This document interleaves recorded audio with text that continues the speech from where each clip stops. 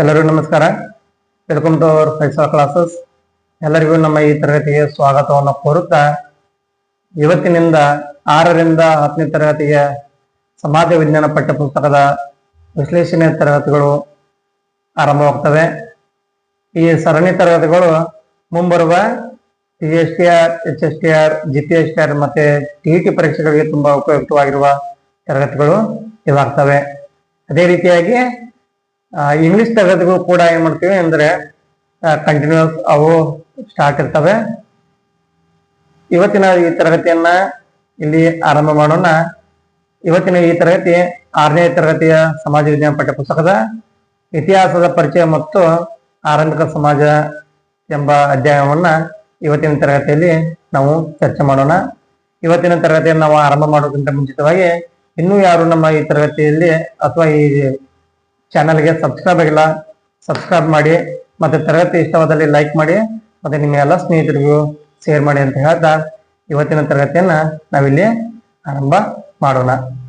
ಇಲ್ಲಿ ಅಧ್ಯಾಯದಲ್ಲಿ ಇತಿಹಾಸದ ಪರಿಚಯ ಮತ್ತು ಆರಂಭಿಕ ಸಮಾಜ ಅಂತ ಕೊಟ್ಟಿದ್ದಾರೆ. ಇತಿಹಾಸ ಪರಿಚಯ ಅಂದ್ರೆ ಇತಿಹಾಸ ಎಂದರೇನು ನಾವು ಇಲ್ಲಿ ಮೊದಲಿಗೆ ನಾವು ತಿಳಿದುಕೊಳ್ಳಬೇಕು. ಅಂದ್ರೆ ಇತಿಹಾಸ ಅಂದ್ರೆ ಏನು, ಈ ಹಿಂದೆ ನಡೆದು ಹೋದಂತ ಸಂಗತಿಗಳನ್ನ ನಾವಿಲ್ಲಿ ಕ್ರಮಬದ್ಧವಾಗಿ ಏನ್ ಹೇಳ್ತೀವಲ್ಲ ಅದೇ ಇತಿಹಾಸ ಅಂತ ನಾವಿಲ್ಲಿ ಕರಿತೀವಿ. ಅಂದ್ರೆ ಹಿಂದೆ ನಡೆದಂತ ಘಟನೆಗಳನ್ನ ಕ್ರಮಬದ್ಧವಾಗಿ ಹೇಳುವುದೇ ನಾವು ಇತಿಹಾಸ. ಅಂದ್ರೆ ಈ ಹಿಂದೆ ನಡೆದಂತ ಘಟನೆಯಲ್ಲಿ ಕಥೆಗಳು ಕೂಡ ನಾವು ಈ ಹಿಂದೆ ಅಂತ ನಾವು ಹೇಳ್ತೀವಿ. ಅಂದ್ರೆ ಕಥೆಗೂ ಮತ್ತು ಇತಿಹಾಸಕ್ಕೂ ಇರುವಂತ ಕೆಲವೊಂದಿಷ್ಟು ವ್ಯತ್ಯಾಸಗಳನ್ನ ನಾವು ಇಲ್ಲಿ ಗಮನಿಸಬಹುದು. ಅಂದ್ರೆ ಕಥೆಯಲ್ಲಿ ಏನಿರಂಗಿಲ್ಲ ಅಂದ್ರೆ ನಿರ್ದಿಷ್ಟವಾಗಿ ನಿಖರವಾಗಿ ಯಾವ ವ್ಯಕ್ತಿಯ ಹೆಸರುಗಳು ಕೂಡ ಸರಿಯಾಗಿ ಮೆನ್ಷನ್ ಆಗಿರಂಗಿಲ್ಲ, ಅಥವಾ ನಿಖರವಾಗಿ ಇದೇ ರಾಜ ಅಂತ ನಮ್ಗೆ ಗೊತ್ತಿರಲ್ಲ. ಅಂದ್ರೆ ಕಥೆಯಲ್ಲಿ ನಾವ್ ಏನ್ ನೋಡ್ತೀವಿ ಅಂದ್ರೆ ಒಂದಾನೊಂದು ಕಾಲದಲ್ಲಿ ಒಂದಾನೊಂದು ಊರಿನಲ್ಲಿ ಒಬ್ಬ ರಾಜನಿದ್ದ, ಅವನೊಂದು ಯುದ್ಧ ಮಾಡಿದ, ಅವನು ಯುದ್ಧವನ್ನು ಮಾಡಿ ಜಯಶಾಲಿಯಾದ, ಕೊನೆಗೆ ವೃದ್ಧನಾಗಿ ಮರಣವನ್ನು ಹೊಂದಿದಂತ ನಾವ್ ಇಲ್ಲಿ ಏನ್ ಹೇಳ್ತೀವಲ್ಲ ಇದು ಕತೆ. ಆದ್ರೆ ಇತಿಹಾಸದಲ್ಲಿ ಹಾಗಲ್ಲ. ಸಾಶಪು 261ರಲ್ಲಿ ಪಾಟ್ಲಿಪುತ್ರದಲ್ಲಿ ಆಳುತ್ತಿದ್ದ ಅಶೋಕನೆಂಬ ರಾಜನಿದ್ದ, ಅವನು ಕಳಿಂಗದ ಮೇಲೆ ಒಂದು ಯುದ್ಧವನ್ನು ಮಾಡಿದ, ಆ ಕಳಿಂಗದಲ್ಲಿ ಯುದ್ಧವನ್ನು ನೋಡಿ ಜಯಶಾಲಿಯಾದ. ಈ ರೀತಿ ನಾವು ಏನ್ ನಿಖರವಾಗಿ ಹೇಳ್ತೀವಲ್ಲ, ಅಶೋಕನೆಂಬ ರಾಜ ಕಳಿಂಗ ಎಂಬ ರಾಜ್ಯದ ಮೇಲೆ ಯುದ್ಧ ಮಾಡಿದ, 261ರಲ್ಲಿ ಪಾಟ್ಲಿಪುತ್ರವನ್ನು ಆಳುತ್ತಿದೆ, ಏನ್ ನಿಖರವಾಗಿ ನಾವೇನ್ ಹೇಳ್ತೀವಲ್ಲ ಅದನ್ನ ನಾವೇನು ಕರಿತೀವಿ ಇತಿಹಾಸ. ಕತೆ ಅಂದ್ರೆ ನಿಖರವಾಗಿ ಯಾವುದೇ ರೀತಿಯ ಹೆಸರುಗಳು ಆಗಿರಬಹುದು ಅಥವಾ ಯಾವುದೇ ರೀತಿಯ ಮಾಹಿತಿಗಳು ಇಲ್ಲಿ ಲಭ್ಯ ಇರುವುದಿಲ್ಲ. ಆದ್ರೆ ಇತಿಹಾಸದಲ್ಲಿ ಎಲ್ಲಾ ಮಾಹಿತಿಗಳು ಲಭ್ಯ ಇರ್ತವೆ. ಆದ್ರೆ ಇತಿಹಾಸವನ್ನ ರಚಿಸಬೇಕಾದ್ರೆ ಇತಿಹಾಸವನ್ನ ಹೇಗೆ ರಚಿಸಬೇಕು, ಇಲ್ಲಿ ಇತಿಹಾಸದಲ್ಲಿ ಯಾವ ಯಾವ ಅಂಶಗಳು ನಾವು ನೋಡ್ತೀವಿ ಅಂದ್ರೆ ಎಲ್ಲಿ, ಯಾವಾಗ, ಏಕೆ ಎಂಬ ಅಂಶಗಳು ಬಹಳ ಮುಖ್ಯವಾಗಿ ನಾವಿಲ್ಲಿ ಗಮನಿಸ್ತೀವಿ. ಎಲ್ಲಿ, ಯಾವಾಗ, ಏಕೆ ಎಂಬ ಮಾಹಿತಿಗಳು ನಾವಿಲ್ಲಿ ಅರ್ಥವನ್ನು ಮಾಡಿಕೊಳ್ತೀವಿ. ಆದರೆ ಕಥೆಯಲ್ಲಿ ಈ ರೀತಿಯ ಪ್ರಶ್ನೆಗಳು ನಮಗೆ ಉಂಟಾಗುವುದಿಲ್ಲ. ಅಂದ್ರೆ ಕಥೆಯನ್ನ ಹೇಗೆ ರಚಿಸಬೇಕು ಎಂಬುದನ್ನ ಮೊಟ್ಟ ಮೊದಲ ಬಾರಿಗೆ ತೋರಿಸಿಕೊಟ್ಟವರು ಯಾರಂದ್ರ ಹೆರೋಡೋಟಸ್. ಈ ಹೆರೋಡೋಟಸ್ ಗ್ರೀಕ್ ದೇಶದ ಒಬ್ಬ ವ್ಯಕ್ತಿ. ಇವನನ್ನ ನಾವೇನು ಕರಿತೀವಿ ಅಂದ್ರೆ ಇತಿಹಾಸದ ಪಿತಾಮಹ ಎಂದು ನಾವಿಲ್ಲಿ ಕರಿತೀವಿ. ಇತಿಹಾಸ ಪಿತಾಮಹ ಹೆರೋಡೋಟಸ್ ಗ್ರೀಕ್ ದೇಶದ ಒಬ್ಬ ಇತಿಹಾಸಕಾರ. ಅಂದ್ರೆ ಇತಿಹಾಸ ರಚಿಸುವವರು ಎಲ್ಲ ಇತಿಹಾಸಕಾರರು ಆಗ್ತಾರೆ ಅಂತ ಇತಿಹಾಸಕಾರರು ಅಂತ ನಾವಿಲ್ಲಿ ಕರಿತೀವಿ. ಆದ್ರೆ ಇತಿಹಾಸ ಅಂದ್ರೆ ಏನು, ಒಂದು ನಿರ್ದಿಷ್ಟವಾಗಿ ಖಚಿತವಾಗಿ ಹೇಳ್ಬೇಕಾದ್ರೆ ಸಾಕ್ಷಿ ಆಧಾರಗಳು ಬಹಳ ಮುಖ್ಯವಾಗಿ ಇಲ್ಲಿ ಬೇಕಾಗ್ತವೆ. ಅಂದ್ರೆ ಆಧಾರವಿಲ್ಲದೆ ಏನಿಲ್ಲ, ಇತಿಹಾಸವಿಲ್ಲ ಎಂದು ನಾವಿಲ್ಲಿ ಗಮನಿಸಬೇಕು. ಯಾವುದೇ ಒಂದು ಇತಿಹಾಸ ಐತಿ ಅಂದ್ರ ಅದಕ್ಕೆ ನಮಗೆ ಏನ್ ಬೇಕು, ಮುಖ್ಯವಾಗಿ ಆಧಾರಗಳು ಬೇಕು. ಈ ಆಧಾರಗಳಲ್ಲಿ ನಾವು ಏನ್ ಮಾಡ್ತೀವಿ, ಎರಡು ರೀತಿಯ ಆಧಾರಗಳನ್ನ, ಎರಡು ರೀತಿಯ ಅಥವಾ ಎರಡು ವಿಧಗಳನ್ನ ನಾವಿಲ್ಲಿ ಗಮನಿಸ್ತೀವಿ. ಒಂದು ಸಾಹಿತ್ಯ ಆಧಾರಗಳನ್ನ ನಾವು ಇಲ್ಲಿ ನೋಡ್ತೀವಿ, ಮತ್ತೆ ಪುರಾತತ್ವ ಆಧಾರಗಳನ್ನ ನಾವು ನೋಡ್ತೀವಿ. ಸಾಹಿತ್ಯ ಆಧಾರಗಳು ಅಂದ್ರೆ ಯಾವುದೋ ಒಬ್ಬ ವ್ಯಕ್ತಿ ಏನಂದ್ರೆ ಮೌಖಿಕವಾಗಿ ಆಗಿರಬಹುದು ಮತ್ತೆ ಲಿಖಿತವಾಗಿ ಆಗಿರಬಹುದು, ಆ ದಾಖಲೆಗಳನ್ನ ನಾವು ಸಾಹಿತ್ಯ ಆಧಾರದಲ್ಲಿ ನಾವು ನೋಡಿದ್ರೆ ಪುರಾತತ್ವ ಆಧಾರಗಳು ಅಂದ್ರೆ ಮಾನವನ ಅವಶೇಷಗಳು ಅಥವಾ ಭೌತಿಕ ವಸ್ತುಗಳು ಏನ್ ಮಾಡ್ತೀವಿ ಇಲ್ಲಿ ಭೌತಿಕ ವಸ್ತುಗಳನ್ನ ನಾವೇನ್ ಮಾಡ್ತೀವಿ ಪುರಾತತ್ವ ಆಧಾರಗಳು ಅಂತ ನಾವಿಲ್ಲಿ ಕರಿತೀವಿ. ಅಂದ್ರೆ ಸಾಹಿತ್ಯ ಆಧಾರಗಳು. ಈ ಸಾಹಿತ್ಯ ಆಧಾರದಲ್ಲಿ ಎರಡು ರೀತಿಯ ವಿಧಗಳನ್ನು ನಾವು ಮತ್ತೆ ನೋಡ್ತೀವಿ. ಅಂದ್ರೆ ಸಾಹಿತ್ಯ ಆಧಾರಗಳಲ್ಲಿ ಒಂದು ಲಿಖಿತ ಸಾಹಿತ್ಯ, ಮತ್ತೊಂದು ಮೌಖಿಕ ಸಾಹಿತ್ಯ. ಲಿಖಿತ ಸಾಹಿತ್ಯ ಅಂದ್ರೆ ಬರವಣಿಗೆ ರೂಪದಲ್ಲಿರುವಂತ ಸಾಹಿತ್ಯ. ಮೌಖಿಕ ಸಾಹಿತ್ಯ ಅಂದ್ರೆ ಜನರಿಂದ ಜನರಿಗೆ ಬಾಯಿಂದ ಬಾಯಿಗೆ ಬಂದಿರುವಂತ ಸಾಹಿತ್ಯವನ್ನ ನಾವು ಇಲ್ಲಿ ಮೌಖಿಕ ಸಾಹಿತ್ಯ ಅಂತ ಕರಿತೀವಿ. ಈ ಮತ್ತೆ ಇಲ್ಲಿ ಲಿಖಿತ ಸಾಹಿತ್ಯದಲ್ಲಿ ನಾವ್ ಏನ್ ಮಾಡ್ತೀವಿ ಅಂದ್ರೆ ಎರಡು ವಿಧಗಳನ್ನ ನಾವಿಲ್ಲಿ ನೋಡ್ತೀವಿ. ಒಂದು ದೇಶೀಯ ಸಾಹಿತ್ಯ, ಇನ್ನೊಂದು ವಿದೇಶಿಯ ಸಾಹಿತ್ಯ. ದೇಶೀಯ ಸಾಹಿತ್ಯ ಅಂದ್ರೆ ನಮ್ಮ ದೇಶದ ಇತಿಹಾಸಕಾರರು ನಮ್ಮ ದೇಶದ ಇತಿಹಾಸದ ಬಗ್ಗೆ ನಮ್ಮ ದೇಶದ ವ್ಯಕ್ತಿಗಳೇ ಬರೆದಿರುವಂತ ಸಾಹಿತ್ಯವನ್ನ ನಾವು ದೇಶೀಯ ಸಾಹಿತ್ಯ ಅಂದ್ರೆ ನಮ್ಮ ದೇಶದ ಇತಿಹಾಸವನ್ನ ವಿದೇಶಿಯ ವ್ಯಕ್ತಿಗಳು ಅಥವಾ ವಿದೇಶಿಯ ಪ್ರವಾಸಿಗರು ಬರೆದರೆ ಅದು ವಿದೇಶಿಯ ಸಾಹಿತ್ಯ ಅಂತ ನಾವಿಲ್ಲಿ ಕರಿತೀವಿ.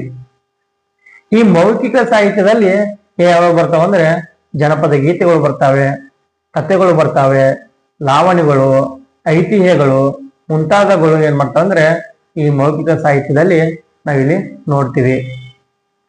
ಅದೇ ರೀತಿಯಾಗಿ ಈ ಪುರಾತತ್ವ ಆಧಾರಗಳು.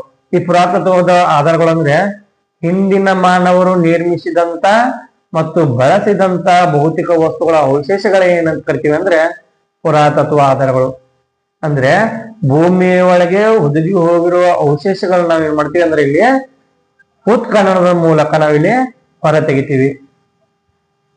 ಪುರಾತತ್ವ ಆಧಾರಗಳು ಅಂದ್ರೆ ಯಾವ್ಯಾವು ಅಂದ್ರೆ ಶಾಸನಗಳನ್ನ, ಮತ್ತೆ ಸ್ಮಾರಕಗಳನ್ನ, ನಾಣ್ಯಗಳನ್ನ, ಮತ್ತೆ ಇತರೆ ಅವಶೇಷಗಳನ್ನ ನಾವ್ ಏನ್ ಮಾಡ್ತೀವಿ ಅಂದ್ರೆ ಇಲ್ಲಿ ಪುರಾತತ್ವ ಆಧಾರಗಳಲ್ಲಿ ನಾವು ಕನ್ಸಿಡರ್ ಮಾಡ್ತೀವಿ. ಇಲ್ಲಿ ಉತ್ಖನನ ಅಂದ್ರೆ ಮಾನವನ ಅವಶೇಷಗಳು ಮತ್ತೆ ಪಳವಳಿಕೆಗಳನ್ನ ಏನು ಹೊರತೆಗೆಯಲು ನಡೆಸುವಂತ ವೈಜ್ಞಾನಿಕವಾಗಿ ಇರುವಂತ ಭೂ ಅಗೆತನವನ್ನೇ ಅಂತೀವಿ ಉತ್ಖನನ. ಅಂದ್ರೆ ಮಾನವನ ಅವಶೇಷಗಳು ಮತ್ತೆ ಪಳವಳಿಕೆಗಳನ್ನ ಹೊರ ತೆಗೆಯಲು ನಡೆಸಿರುವಂತ ಒಂದು ವೈಜ್ಞಾನಿಕ ಭೂ ಅಗೆತವನ್ನ ನಾವಿಲ್ಲಿ ಉತ್ಖನನ ಅಂತ ಕರಿತೀವಿ. ಇಲ್ಲಿ ಇತಿಹಾಸದ ಆಧಾರಗಳನ್ನ ಗಮನಿಸಬಹುದು. ಇತಿಹಾಸದ ಆಧಾರಗಳು ಅದರಲ್ಲಿ ಎರಡು ವಿಧ, ಒಂದು ಸಾಹಿತ್ಯ ಆಧಾರ, ಇನ್ನೊಂದು ಪುರಾತತ್ವ ಆಧಾರ. ಈ ಪುರಾತತ್ವ ಆಧಾರದಲ್ಲಿ ಸ್ಮಾರಕಗಳು, ನಾಣ್ಯಗಳು, ಶಾಸನಗಳು, ಇತರ ಅವಶೇಷಗಳು ಬಂದರೆ, ಈ ಸಾಹಿತ್ಯ ಆಧಾರದಲ್ಲಿ ಎರಡು ವಿಧಗಳು, ಒಂದು ಲಿಖಿತ ಸಾಹಿತ್ಯ, ಮತ್ತೊಂದು ಮೌಖಿಕ ಸಾಹಿತ್ಯ. ಈ ಲಿಖಿತ ಸಾಹಿತ್ಯದಲ್ಲಿ ದೇಶೀಯ ಸಾಹಿತ್ಯ ಮತ್ತು ವಿದೇಶಿಯ ಸಾಹಿತ್ಯ. ಈ ಮೌಖಿಕ ಸಾಹಿತ್ಯದಲ್ಲಿ ಲಾವಣಿಗಳು, ಜನಪದ ಕಥೆಗಳು, ಐತಿಹ್ಯಗಳು ಮುಂತಾದವುಗಳನ್ನ ನಾವಿಲ್ಲಿ ಮೌಖಿಕ ಸಾಹಿತ್ಯದಲ್ಲಿ ನಾವಿಲ್ಲಿ ನೋಡ್ತೀವಿ. ಮುಂದೆ ಇತಿಹಾಸದ ಕಾಲಗಣನೆ, ಸಾಮಾನ್ಯ ಶಕವರ್ಷ ಅಂತ ಇಲ್ಲಿ ಕರಿತೀವಿ. ಹಾಗಂದ್ರೆ ಏನು? ಸಾಮಾನ್ಯ ಶಕವರ್ಷ ನಾವು ಏನ್ ಮಾಡ್ತೀವಿ ಅಂದ್ರೆ ನಿರ್ದಿಷ್ಟವಾದಂತ ಒಂದು ಕಾಲಗಣನೆಯಿಂದ ಅಥವಾ ನಿರ್ದಿಷ್ಟವಾದ ವರ್ಷದ ದಿನದಿಂದ ನಾವಿಲ್ಲಿ ಆರಂಭವನ್ನ ಮಾಡ್ತೀವಿ. ಅದಕ್ಕೆ ನಾವೇನು ಕರಿತೀವಿ ಅಂದ್ರೆ ಒಂದು ಶಕ ಅಥವಾ ಶಕೆ ಅಂತ ಇಲ್ಲಿ ಕರಿತೀವಿ. ಇಲ್ಲಿ ಯೇಸು ಕ್ರಿಸ್ತರ ಕಾಲಾವಧಿಯನ್ನು ನಾವು ನಿರ್ದಿಷ್ಟ ವರ್ಷ ಅಂತ ನಾವು ಇಲ್ಲಿ ಏನು ಪ್ರಾರಂಭ ಮಾಡ್ತೀವಲ್ಲ, ಅದರ ನಂತರದಲ್ಲಿ ಬರುವಂತ ವರ್ಷಗಳು ಯಾವಾಗಲೂ ಸಾಶ ಆದ್ರೆ ಅದರ ಹಿಂದಿನ ವರ್ಷದ ಬರುವಂತವು ಸಾಶಪು ಅಂತ ಇಲ್ಲಿ ನಾವು ಕರಿತೀವಿ. ಅಂದ್ರೆ ಯೇಸುವಿನ ಕಾಲಾವಧಿಯನ್ನ ನಾವು ನಿರ್ದಿಷ್ಟ ವರ್ಷ ಅಂತ ಕನ್ಸಿಡರ್ ಮಾಡಿದ್ರೆ ಅದರ ಮುಂದಿನ ವರ್ಷಗಳನ್ನ 1ನೇ ಶತಮಾನ, 2ನೇ ಶತಮಾನ, 3ನೇ ಶತಮಾನವನ್ನ ನಾವು ಸಾಮಾನ್ಯ ಶಕವಾದ ವರ್ಷ ಅಂತ ಕರೆದ್ರೆ, ಅದರ ಹಿಂದಿನ 1ನೇ ಶತಮಾನ, 2ನೇ ಶತಮಾನ, 3ನೇ ಶತಮಾನ ನಾವು ಸಾಮಾನ್ಯ ಶಕ ಪೂರ್ವ ವರ್ಷ ಅಂತ ನಾವಿಲ್ಲಿ ಕರಿತೀವಿ. ಶತಮಾನ ಅಂದ್ರೆ 100 ವರ್ಷಗಳಂತ ನಾವಿಲ್ಲಿ ತಿಳಿದುಕೊಳ್ತೀವಿ. ನಾವು ಈಗ ಪ್ರೆಸೆಂಟ್ ಇರುವುದು 21ನೇ ಶತಮಾನ. ಅಂದ್ರೆ 2001ರಿಂದ 2100ರವರೆಗೂ 21ನೇ ಶತಮಾನ ಅಂತ ನಾವಿಲ್ಲಿ ನೋಡ್ತೀವಿ. ಮುಂದೆ ಆರಂಭಿಕ ಸಮಾಜ. ಇತಿಹಾಸದ ಬಗ್ಗೆ ಇಷ್ಟು ಅರ್ಥವಾಯ್ತು ಅಂತ ಅಂದ್ಕೊಳ್ತೀನಿ. ಇನ್ನು ಮುಂದೆ ಆರಂಭಿಕ ಸಮಾಜ. ಈ ಆರಂಭಿಕ ಸಮಾಜದಲ್ಲಿ ಇತಿಹಾಸವನ್ನ ನಾವು ಏನ್ ಮಾಡ್ತೀವಿ ಅಂದ್ರೆ 3 ಪ್ರಧಾನ ಕಾಲವನ್ನಾಗಿ ನಾವು ಇಲ್ಲಿ ವರ್ಗೀಕರಣ ಮಾಡ್ತೀವಿ. ಯಾವ 3 ಪ್ರಧಾನಗಳನ್ನು ನೋಡುವಾದ್ರೆ, ಒಂದು ಪ್ರಾಗೈತಿಹಾಸಿಕ ಕಾಲ, ಮತ್ತೊಂದು ಪೂರ್ವಭಾವಿ ಇತಿಹಾಸ ಕಾಲ, ಇನ್ನೊಂದು ಇತಿಹಾಸ ಕಾಲ ಅಂತ ಹೇಳಿ ನಾವು ಏನ್ ಮಾಡ್ತೀವಿ 3 ರೀತಿಯ ಕಾಲಗಳನ್ನಾಗಿ ನಾವು ಮಾಡ್ತೀವಿ. ಅಂದ್ರೆ ಪ್ರಾಗೈತಿಹಾಸಿಕ ಕಾಲ ಅಂದ್ರೆ ಏನು?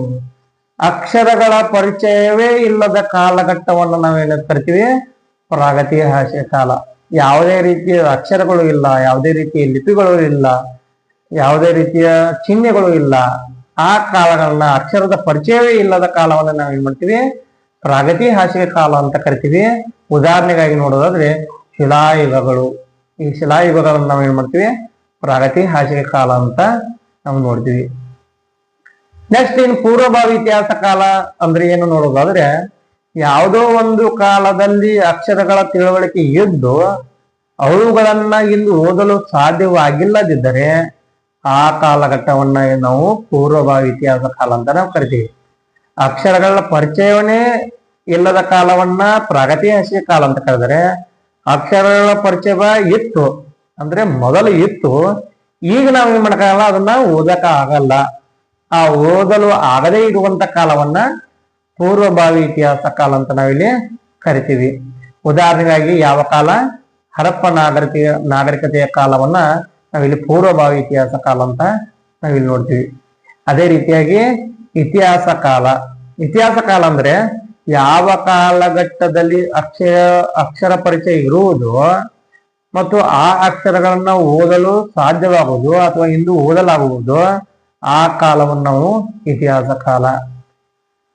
ಯಾವುದೋ ಒಂದು ಕಾಲದಲ್ಲಿ ಅಕ್ಷರದ ಪರಿಚಯ ಇತ್ತು, ಅದನ್ನ ನಾವು ಇಂದಿಗೂ ನಾವು ಓದ್ತೀವಿ ಅಂದ್ರೆ ಅದು ಇತಿಹಾಸ ಕಾಲ. ಅಕ್ಷರದ ಪರಿಚಯ ಇಲ್ಲದಿದ್ದರೆ ಅದು ಪ್ರಾಗೈತಿಹಾಸಿಕ ಕಾಲ. ಅಕ್ಷರದ ಪರಿಚಯ ಇತ್ತು, ಇವತ್ತು ನಾವು ಓದಕ್ ಆಗಲಿಲ್ಲ ಅಂದ್ರೆ ಪೂರ್ವಭಾವಿ ಇತಿಹಾಸ ಕಾಲ ಅಂತ ನಾವಿಲ್ಲಿ ಕರಿತೀವಿ. ಮುಂದೆ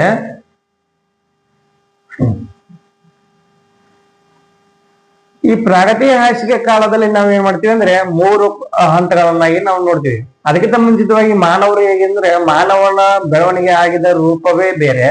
ಮೊದಲು ಜೀವಿಗಳು ಕಂಡು ಬಂದು, ಸೂಕ್ಷ್ಮ ಜೀವಿ ಆಗಿರ್ಬೋದು, ಮೃದ್ವಂಗಿಗಳು ಆಗಿರ್ಬೋದು, ಮುಂತಾದ ಜೀವಿಗಳು ನಾವೇನ್ ಮಾಡ್ತೀವಿ ಹಂತ ಹಂತವಾಗಿ ನಾವು ನೋಡ್ತಾ ಬರ್ತೀವಿ. ಕೀಟಗಳನ್ನ ನೋಡ್ತೀವಿ. ಅದೇ ರೀತಿಯಾಗಿ ಮಾನವನ ರಚನೆ ಕೂಡ ನಾವು ನೋಡ್ತೀವಿ. ಅಂದ್ರೆ ಮಾನವನ ರಚನೆಗಳು 18 ಲಕ್ಷ ವರ್ಷಗಳ ಹಿಂದೆ ನಾವು ನೋಡಿದೀವಿ ಅಂತ, ನಾವು ಜೀವಿಗಳನ್ನ ಗಮನಿಸಿದೀವಿ ಅಂತ ಹೇಳ್ತೀವಿ. ಆದ್ರೆ ಆಧುನಿಕವಾಗಿ ಮಾನವನ ರಚನೆ ಅಥವಾ ದೈಹಿಕ ರಚನೆಯನ್ನು ಹೊಂದಿರುವಂತ ಮಾನವರು ನಾವು ಎಲ್ಲಿ ಕಾಣಿಸ್ಕೊಂಡ್ರು ಅಂದ್ರೆ ಮೊದಲ ಬಾರಿಗೆ ದಕ್ಷಿಣ ಆಫ್ರಿಕಾದಲ್ಲಿ ಕಾಣಿಸ್ಕೊಂಡ್ರು ಅಂತ ನಾವಿಲ್ಲಿ ತಿಳಿದುಕೊಳ್ಳಬೇಕು. ಅಂದ್ರೆ ನಾವ್ ಈಗೇನ್ ಮಾನವನ ರಚನೆ ನೋಡಿದಿಲ್ಲ, ದೈಹಿಕ ರಚನೆಯನ್ನು ನೋಡಿದಿಲ್ಲ.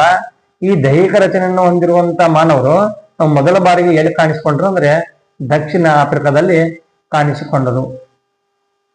ನಂತರ ಇಲ್ಲಿ ಪ್ರಾಗೈತಿಹಾಸಿಕ ಕಾಲದಲ್ಲಿ ನಾವ್ ಏನ್ ಮಾಡ್ತೀವಿ ಅಂದ್ರೆ 3 ಹಂತಗಳಾಗಿ ನಾವು ವಿಂಗಡಣೆಯನ್ನು ಮಾಡ್ತೀವಿ.